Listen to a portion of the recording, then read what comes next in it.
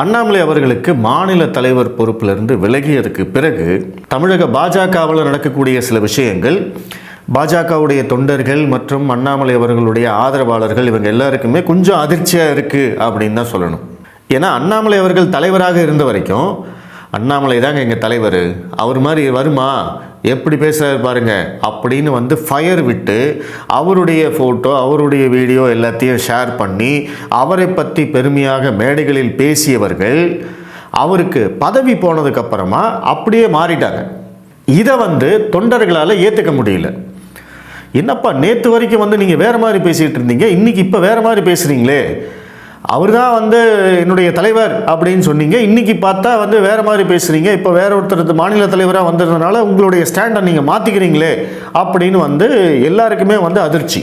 அதாவது இவங்கெல்லாம் என்ன பண்ணுறாங்க அப்படின்னா தங்களுடைய லாயல்ட்டியை, அதாவது விசுவாசத்தை ஆட்கள் மாறின உடனே அந்த விசுவாசத்தையும் மாற்றிக்கிறாங்க, தலைமை மாறின உடனே அந்த விசுவாசத்தையும் இடம் மாற்றிக்கிறாங்க அப்படிங்கிறது தான் நம்ம புரிஞ்சுக்கணும்.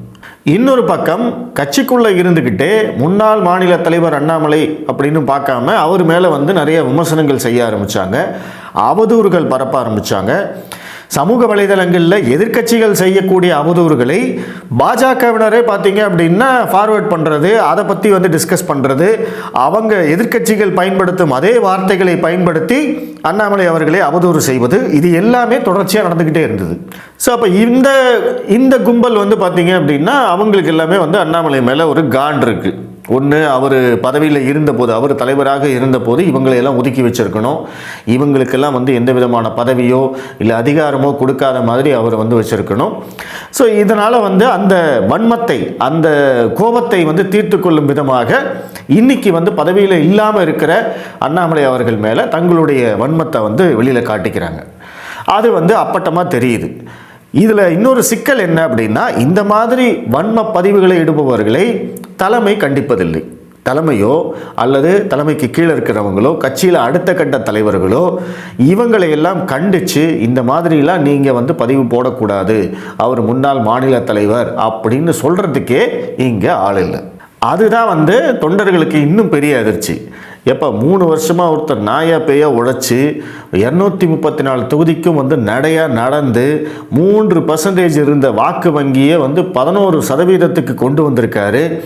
அவரை நீங்கள் எல்லாம் இப்படி இழிவுபடுத்துறீங்க, அவமானப்படுத்துறீங்க. எதிர்கட்சிக்காரன் கூட நம்ம தனியாக பேசுகிறம்போது அண்ணாமலை மேலே மரியாதையை தான் பேசுகிறான். சமூக வலைதளத்தில் அவங்க அரசியல் காரணங்களுக்காக அண்ணாமலையை இழிவுபடுத்துகிறாங்க, அவமானப்படுத்துகிறாங்க, அதெல்லாம் வேறு விஷயம். ஆனால் தனிப்பட்ட முறையில் பேசும்போது அண்ணாமலை மேலே மரியாதையோடு தான் பேசுவாங்க. அண்ணாமலையை கொஞ்சம் வியப்பாக தான் பார்ப்பாங்க. இந்த மாதிரி ஒரு ஆள் நம்ம கட்சியில் இல்லையே அப்படிங்கிற அந்த ஏக்கம் பார்த்திங்கன்னா எல்லா கட்சிக்காரங்களுக்குமே இருக்குது. ஆனால் அப்படிப்பட்ட அண்ணாமலையை சொந்த கட்சியிலேயே அவமானப்படுத்தும் போது, இழிவுபடுத்தும் போது, தரக்குறைவாக விமர்சனம் செய்யும் போது கட்சிக்காரங்களே வேடிக்கை பார்க்குறாங்க. அதற்காக முன் அண்ணாமலைக்காக சண்டை போடுறவங்களை தான் இவங்க வார் ரூம் அப்படின்னு சொல்கிறாங்க. அந்த மாதிரி சண்டை போடுறவங்க யாரும் பெரும்பாலும் பார்த்திங்கன்னா கட்சியில் கிடையாது, கட்சி பதவி வேணும்னு ஆசைப்பட்டது கிடையாது, அல்லது நம்மளுக்கு இந்த மாதிரி பதவி கிடைக்கும் அதற்காக நம்ம களமாடணும் அப்படின்னு நினச்சவங்கெல்லாம் கிடையாது. அவங்களுடைய ஒரே குறிக்கோள் என்ன அப்படின்னா அண்ணாமலை அப்படிங்கிற ஒருத்தர் வந்திருக்காரு, இத்தனை நாளாக பாஜகக்காரன் சங்கி அப்படின்லாம் வெளியில் சொல்லிக்கிறதுக்கே தயக்கமாக இருந்த காலகட்டத்தில் ஆமாண்டா நான் பாஜகக்காரன் தான், நான் சங்கி தான், என்ன பண்ணணுமோ பண்ணிக்கோ அப்படின்னு சொல்ல முடிஞ்சது அப்படின்னா அதற்கு காரணம் அண்ணாமலை. அவரை பார்த்து தான் பாஜக பின்னாடி நிறைய பேர் வந்தாங்க. எல்லாமே அவருக்கு பின்னாடி வந்தவர்கள். அவங்க எல்லாருக்குமே மிகப்பெரிய அதிர்ச்சி. என்னடா இப்படி நடக்குது, கட்சியில் இப்படி பண்ணிகிட்டு இருக்காங்க. ஏற்கனவே அண்ணாமலை பதவியை விட்டு விலகிய போதே என்ன சொன்னாங்க, நாங்கள் அண்ணாமலைக்காகத்தான் ஓட்டு போடுவோம், நாங்கள் இந்த கூட்டணிக்கு ஓட்டு போட மாட்டோம், அண்ணாமலை இல்லைன்னா எங்கள் ஓட்டு கிடையாது பாஜகவுக்கு அப்படின்னு சொல்லிகிட்டு இருந்தாங்க. இந்த விஷயம்லாம் நடந்த உடனே அண்ணாமலை மேலேயே கட்சிக்குள்ளேயே தாக்குதல்லாம் நடந்த உடனே இன்னும் அவங்கெல்லாம் கோபமாகி ஒரு காலத்திலும் நாங்கள் பாஜகவுக்கு இனிமேல் ஓட்டு போட மாட்டோம் அப்படின்னு சொல்லக்கூடியவர்கள் நிறைய பேர் இங்கே சமூக வலைதளத்தில் இருக்காங்க. சரிங்க, இதெல்லாம் தெரிஞ்ச விஷயம் தானே, இதெல்லாம் பற்றி ஏன் பேசிக்கிட்டு அப்படின்னு கேட்டிங்கன்னா இதற்கான அந்த காரணம் என்ன அப்படிங்கிறத நம்ம புரிஞ்சுக்கணும். எதனால் இந்த விஸ்வாசம் இடம் மாறுது, எதனால் இந்த பவர் அப்படியே ஷிஃப்ட் ஆகுது, எதனால் இவங்கெல்லாம் இப்படி நடந்துக்கிறாங்க அப்படிங்கிறதுக்கான அந்த காரணத்தை நம்ம தெரிஞ்சுக்கணும். அது வந்து ஒரு உளவியல் ரீதியான காரணம் அப்படின்னு தான் சொல்லணும். இப்போ அதற்கு நீங்கள் தமிழகத்தில் ஏற்கனவே இருக்கக்கூடிய கட்சிகளை நீங்கள் பார்க்க வேண்டும். இப்போ திமுக, அதிமுக, விசிக, மதிமுக, பாமக, நாம் தமிழர் கட்சி, இப்படி எந்த கட்சியை எடுத்துக்கிட்டிங்கன்னாலும் இந்த கட்சிகளுக்குள்ளே இருக்கக்கூடிய ஒற்றுமை என்ன அப்படின்னா இவங்க எல்லாருமே இந்த ஒற்றை தலைமைக்குள்ளே தான் வராங்க. அந்த ஒற்றை தலைமை தான் எப்பவுமே இருக்க போகுது.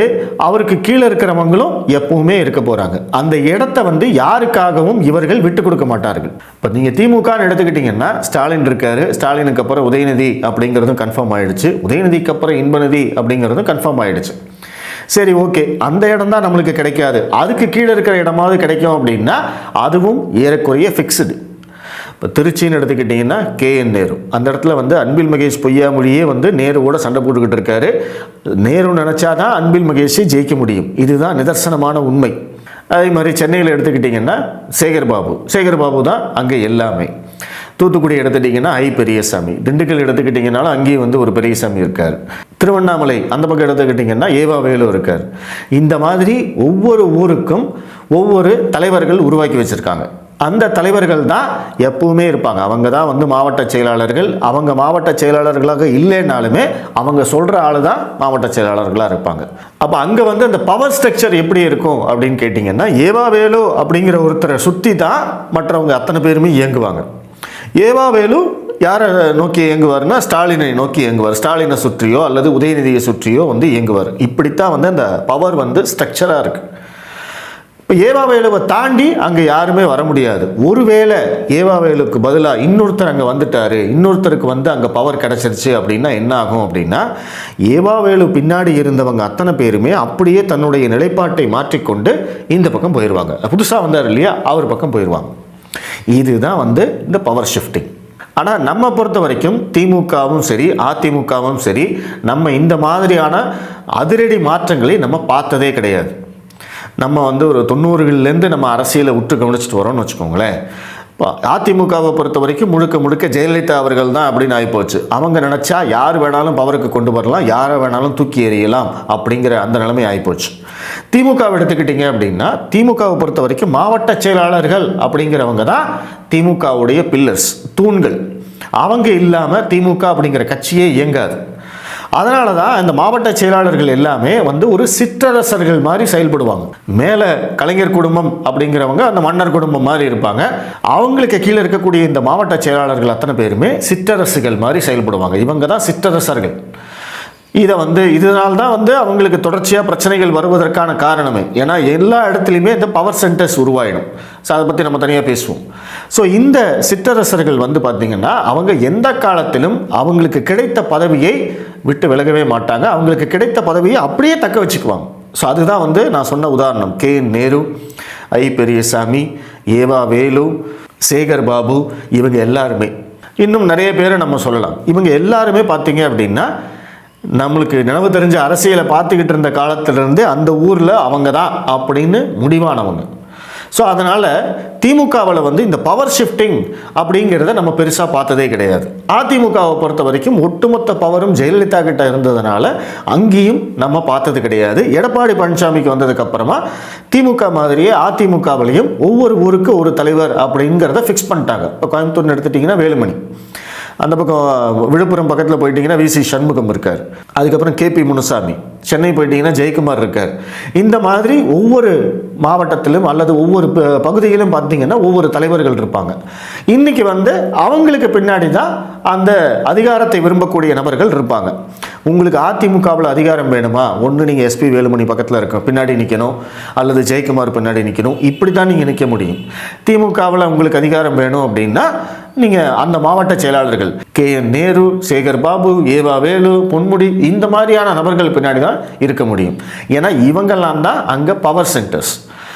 அதுவே நீங்கள் அடுத்த லெவலில் இருக்கக்கூடிய கட்சிகள் எடுத்துக்கிட்டிங்கனாலும் இதே தான். இப்போ பாமகவை எடுத்துக்கிட்டிங்கன்னா ராமதாஸும் அன்புமணியும் மட்டும்தான். மதிமுகவை எடுத்துக்கிட்டிங்கன்னா வைகோவும் அவர் மகன் துரை வைகோ மட்டும்தான்.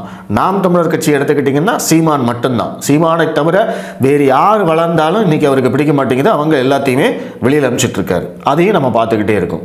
அதனால் இந்த பவர் ஷிஃப்டிங், இந்த பவர் ஸ்ட்ரக்சர் அப்படிங்கிறது வந்து பார்த்திங்கன்னா எல்லா கட்சியிலையும் ஒரே மாதிரி இருக்கிறதுனால இன்றைக்கி பிஜேபியில் நடக்கக்கூடிய அந்த பவர் ஷிஃப்டிங்கை வந்து நம்ம மக்களால் வந்து ஜீர்ணிச்சிக்க முடியல. ஏன்னா நேற்று வரைக்கும் இப்படி இருந்தாங்க, திடீர்னு பார்த்தா கட்சி மாறிட்டாங்களே அப்படிங்கிற மாதிரி நம்மளுக்கு தோணுது. ஏன்னா இந்த மாதிரியான மாற்றங்களை மற்ற கட்சிகளில் நம்ம பார்த்ததில்லை, பார்க்கறதுக்கான வாய்ப்பு அமையலை. ஆனால் இந்த மாதிரி தலைமை மாற்றம் நடைபெறக்கூடிய கட்சிகள்னு எடுத்துக்கிட்டிங்கன்னா தமிழ்நாட்டில் வந்து காங்கிரஸ் கட்சி, கம்யூனிஸ்ட் கட்சி, பாஜக இந்த 3 கட்சிகளில் தான் தலைமை மாற்றம் அப்படிங்கிறது நடக்கும். இப்போ இதில் பாஜகவில் இதுக்கு முன்னாடி தலைமை மாற்றம் நடந்திருந்தாலுமே நம்ம பெருசாக வந்து யாரையும் எந்த தலைவர்களையும் ஃபாலோ பண்ணாதனால அங்கே என்ன நடந்தது அப்படிங்கிறது நம்மளுக்கு தெரியல. கம்யூனிஸ்ட் கட்சியிலையும் காங்கிரஸ் கட்சியிலையும் தலைமை மாற்றம் நடந்தாலும் ஒன்று தான், நடக்காட்டியும் ஒன்று தான். அதை பற்றியும் நம்மளுக்கு தெரியாது. ஆனால் முதன்முறையாக அண்ணாமலை அவர்கள் வந்ததுக்கப்புறமா ஒரு வைப்ரண்ட் லீடராக அவர் வந்து பர்ஃபார்மன்ஸ் பண்ணுறார். அவரால் வந்து ஈர்க்கப்பட்டு நிறைய இளைஞர்கள் கட்சிக்குள்ளே வராங்க. தமிழக பாஜகவுக்கு முகம் அவர் தான் அப்படின்னு நம்ம எல்லாருமே நம்பிக்கிட்டு இருந்தோம். 2025 ஆண்டு அவர்களுடைய தலைமை பதவி முடிஞ்சாலுமே கண்டிப்பாக மறுபடியும் ஒரு 3 வருஷம் எக்ஸ்டென்ஷன் கொடுப்பாங்க. 2026 சட்டமன்ற தேர்தலை கண்டிப்பாக அண்ணாமலை அவர்கள் தலைமையில் தான் பாஜக சந்திக்கும் அப்படின்னு எல்லாருமே நினச்சிக்கிட்டு இருந்த போது தான் இந்த தலைமை மாற்றம் நடந்தது. அதுதான் வந்து யாராலையும் வந்து ஜீர்ணிச்சிக்க முடியல. ஆனால் பொதுவாக அரசியல்வாதிகளுடைய குணம் என்ன அப்படின்னா, எங்கே பவர் இருக்கோ அங்கே ஷிஃப்ட் ஆகிக்குவாங்க. இதுதான் வந்து எல்லாருடைய குணம். ஏன்னா அவங்களுக்குன்னு ஒரு சுயநலமான அரசியல் பயணம் அப்படிங்கிறது இருக்குது. அவங்க வந்து இந்த கட்சிக்காக நிறைய உழைப்பை போட்டிருப்பாங்க, நிறைய பணத்தை போட்டிருப்பாங்க, நிறைய நேரத்தை போட்டிருப்பாங்க. அப்படி இருக்கிற போது அந்த விசுவாசம், அந்த லாயல்ட்டியை நம்பி மட்டும் இங்கே பயணம் பண்ண முடியாது. அது வந்து உங்களுக்கு அரசியலுக்கு கை கொடுக்காது. இப்போ உதாரணத்துக்கு நீங்கள் எஸ்ஜி சூர்யாவை எடுத்துக்கிட்டீங்க அப்படின்னா இன்றைக்கி அவர் வந்து இளைஞர் அணி தலைவர். இப்போ அண்ணாமலை அவர்கள் இருக்கிற போதும் அவர் கூட நெருக்கமானவராக தான் இருந்தார். அவர் இந்த சர்ச்சைக்குள்ளே வரல அப்படின்னாலுமே நான் ஒரு உதாரணமாக சொல்கிறேன். அவருக்கு வந்து பார்த்திங்கன்னா இள வயது, அவர் கட்சிக்காக ரொம்ப வருஷமாக வந்து பாடுபட்டு இருக்காரு, நிறைய மேடைகளில் பேசிகிட்டு இருக்காரு, நிறைய பணிகளில் செஞ்சிட்டு இருக்காரு. அப்படிங்கிற போது ஒரு புதிய தலைவர் வராரு அப்படிங்கிற போது அதை எதிர்த்து இல்லை நான் அண்ணாமலை பக்கம் தான் நிற்பேன் அப்படின்னு அவர் நின்றார்னா அவருடைய அந்த அரசியல் பயணத்துக்கு தடைகள் வந்துடும். அவருக்கு இன்றைக்கி அந்த பொறுப்பு கிடச்சிருக்காது. அப்போ அவருடைய அரசியல் எதிர்காலம் அப்படிங்கிறது கேள்விக்குறியாயிடும். மறுபடியும் அண்ணாமலை அவர்கள் தலைவராக வரும்போது தான், அவர் தனக்குரிய ஆட்களை தேர்ந்தெடுக்கும் போது தான் இது அவருக்கான வாய்ப்புகள் கிடைக்கிற மாதிரி இருக்கும். ஸோ அந்த மாதிரியான ப்ராக்டிக்கலான விஷயங்களை நீங்கள் புரிஞ்சுக்கிட்டீங்க அப்படின்னா இந்த பவர் ஷிஃப்டிங் எப்படி நடக்குது, ஏன் வந்து இந்த விசுவாசத்தை இடம் மாற்றுறாங்க அப்படிங்கிறத புரிஞ்சுக்கலாம். மேலேருந்து கீழே வரைக்கும் இதுதான் நிலைமை. ஏன்னா எல்லாருக்குமே கட்சியில் இருக்கிறவங்க பார்த்தீங்க அப்படின்னா அவங்க தனக்கு வந்து ஒரு பதவி வேணும் அப்படிங்கிறதுக்காக முயற்சி பண்ணுவாங்க.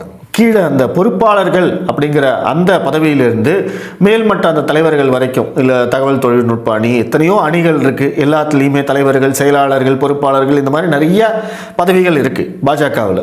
அந்த பதவிகளை குறிவைத்து காய் நகர்த்துறவங்க என்ன பண்ணணும், வேறு வழியே இல்லை. இன்றைக்கி யார் தலைவராக இருக்காரோ அவருக்குத்தான் விசுவாசமாக இருக்கணும், அவரைத்தான் வந்து தூக்கி பிடிக்கணும் அப்படிங்கிற மாதிரியான நிலைமை. இது வந்து அண்ணாமலை அவர்கள் இருந்தாலும் இதுதான். இப்போ அண்ணாமலை அவர்கள் தலைவராக இருந்தபோது அவர் தனக்கு தோதான ஒரு நபர்களை தேர்ந்தெடுத்து கொண்டார். யார் வந்து தனக்கு வேணும் அப்படிங்கிறத அவர் டிசைட் பண்ணிக்கிட்டார். நிறைய பேர் அப்போ பதவிக்காக முயற்சி பண்ணியிருப்பாங்க. ஆனால் அவங்களையெல்லாம் விலக்கி வச்சுட்டு அவருக்கு யார் தேவையோ அவங்களுக்கு வந்து அந்த பதவிகளை கொடுத்துருப்பார். இப்போ அது கூட சில பேர்களுக்கு வந்து கோபமாக இருக்கும்.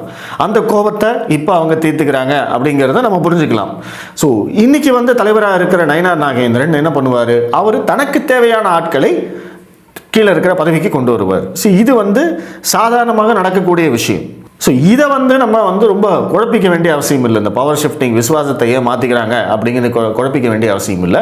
ஆனால் அதே சமயம் அண்ணாமலை அவர்கள் மேலே கட்சிக்குள்ளேயே இருந்துக்கிட்டே விமர்சனம் செய்கிறவங்க, அவதூறு பரப்புறவங்க மேலே எந்த நடவடிக்கையும் எடுக்காமல், அவங்களை கண்டிக்காமல், அவங்களுக்கு வந்து கட்சிக்கு தொடர்ந்து வாய்ப்பளிப்பது அப்படிங்கிறது தான் இங்கே கண்டிக்கக்கூடிய விஷயம். அதை செய்கிறத நம்மளால் பார்த்துக்கிட்டு இருக்க முடியாது.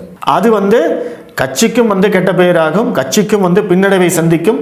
ஸோ இது எல்லாமே தெரிஞ்சிருந்தும் ஏன் இப்படி பண்ணுறாங்க அப்படிங்கிறது தான் நம்மளுக்கு புரியல. மற்ற தலைவர்கள், இரண்டாம் கட்ட தலைவர்கள், மூன்றாம் கட்ட தலைவர்கள்லாம் பார்த்தீங்க அப்படின்னா, இப்போ நான் முன்னாடியே சொன்ன மாதிரி திமுகவில் வந்து ஏவா வேலு, பொன்முடி, சேகர் பாபு இவங்கெல்லாம் இருக்கிற மாதிரி பாஜகவிலையும் சில பேர் இருக்காங்க. வானதி சீனிவாசன், தமிழிசை சவுந்தரராஜன், எச் ராஜா, ராம ஸ்ரீனிவாசன் இவங்கெல்லாம் வந்து பார்த்திங்கன்னா அந்த இரண்டாம் கட்ட தலைவர்களாக ஃபார்ம் ஆகிட்டாங்க. இவங்களுக்கும் சில அதிகார மையங்கள் இருக்குது, இவங்களை சுற்றியும் சில பவர் சென்டர்ஸ் இருக்குது, இவங்களுக்கு பின்னாடியும் சில ஆதரவாளர்கள் இருப்பாங்க, விசுவாசிகள் இருப்பாங்க, லாயல்ட்டிஸ் இருப்பாங்க. ஸோ இவங்களுக்கு எல்லாத்துக்குமே அண்ணாமலை அவர்களுடைய மாற்றம் அப்படிங்கிறது வந்து ஒரு சந்தோஷத்தை கொடுத்துருக்கு அப்படின்னு தான் சொல்லணும். ஏன்னா அண்ணாமலை அவர்கள் அதிமுக கூட்டணிக்கு வேண்டாம் அப்படின்னு சொல்லிட்டு இருந்தாரு. இப்போ நயினா நாகேந்திரன் வந்ததுக்கப்புறமா அந்த கூட்டணி உறுதியாச்சு அப்படின்னா இவங்களுக்கு எல்லாத்துக்குமே வந்து சீட்டு கிடைக்கும். சீட்டு கிடைச்சா எம்எல்ஏ ஆகிறதுக்கான வாய்ப்புகள் இருக்கு.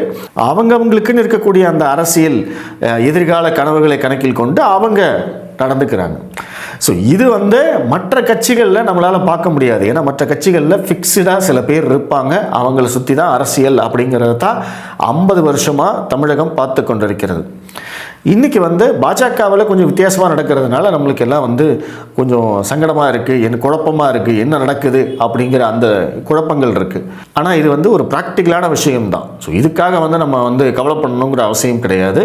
நாளைக்கு திரும்ப மறுபடியும் அண்ணாமலை அவர்கள் வந்து ஒரு பதவிக்கு வராரு அப்படின்னா மறுபடியும் அவரை சுற்றி இந்த பவர் சென்டர்கள், பவர் ஷிஃப்டிங் வந்து ஆட்டோமேட்டிக்காக நடந்துடும். ஸோ அதனால் அது பிரச்சனை கிடையாது. பட் இங்கே பிரச்சனை என்ன, நான் முன்னாடியே சொன்ன மாதிரி கட்சிக்குள்ளேயே இருந்துக்கிட்டு அண்ணாமலை அவர்களை விமர்சிப்பவர்களை கட்சி தலைமை கண்டிக்க வேண்டும். இரண்டாம் கட்ட தலைவர்கள் அண்ணாமலை அவர்களுக்கு ஆதரவாக இருக்க வேண்டும்.